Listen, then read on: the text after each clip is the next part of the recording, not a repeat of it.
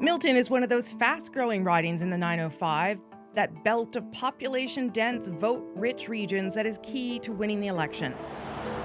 About 70 kilometers from Toronto, families move here because it's more affordable and they can still commute to the city. It is exactly why Kunal and Tonya Sharma are here with their twin boys, Ranveer and Prithvi. So I guess I'm just sort of wondering where your heads are at a week away. You haven't voted yet? No. You're still thinking? Yes. And you're finding the decision difficult? For the first time in a long time. Yeah, tell me why. Just having educated ourselves a little bit more about what the parties are promising and what each of their platforms are. And we're finding a lot of issues that we're concerned about or that are important to us are not really getting addressed to the degree that we'd like to see it addressed.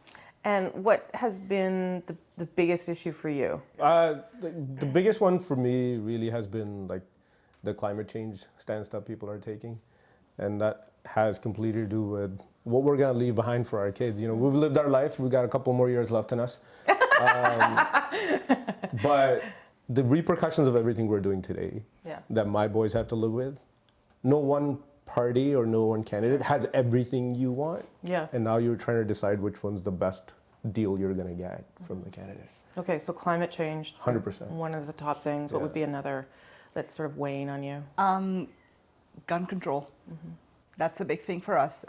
Having been in Toronto for the last 19 years, we've seen gun violence increase. I know that the Prime Minister has promised assault rifle ban, but handguns are a bigger problem, and I know he wants to leave it to the municipalities, but why won't the federal government take ownership and responsibility for an issue that seems to be growing in our community and is a problem in a big city like Toronto? And obviously it's percolating now into Brampton, Mississauga, Milton. It's happening everywhere. Yeah. So for me, as a mom of two young boys, this is an important issue.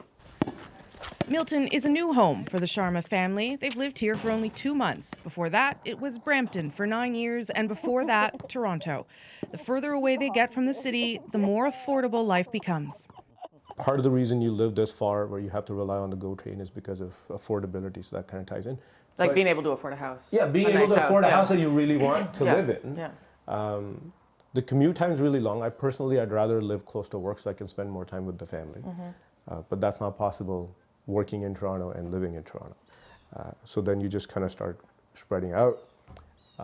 We're certainly not in a position where we can afford to buy a place anywhere close to Toronto. That's why we live in Milton. Right. And are there things, like as a family that you're obviously doing well, but are there things as a family that could be easier if the government, give tax credits or grants or loans or whatever? Yeah, absolutely. So you used to get tax credits for children's activities, the arts, the sports. Yeah. They've disappeared over the last couple of years. That was money. It wasn't a significant amount of money, but it was still enough to offset some of the expenses you had for your kids.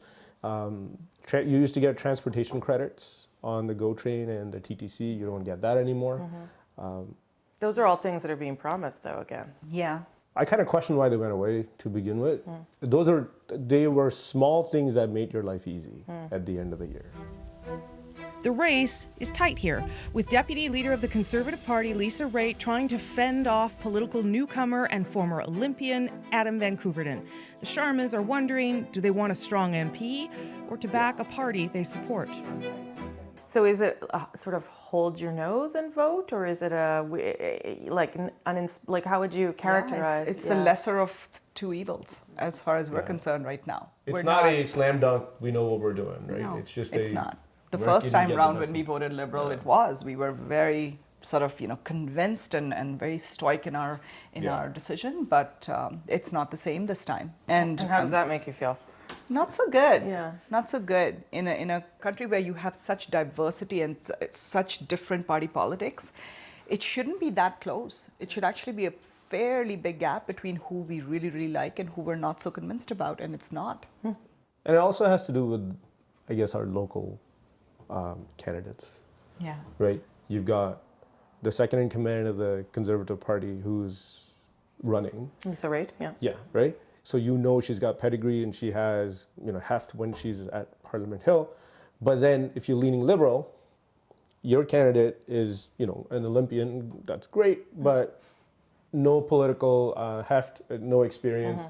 So you want the Liberal government at the center, but then your local candidate is not necessarily representative of what you think they'll be able to achieve. And now you have this other split that. So is it strategic voting? I know we always talk about that on TV Yes. and the media. You don't really have a choice now, Yeah. do you? Like in, Yeah. I mean, you've got, It's- 30% both parties polling at? Yeah.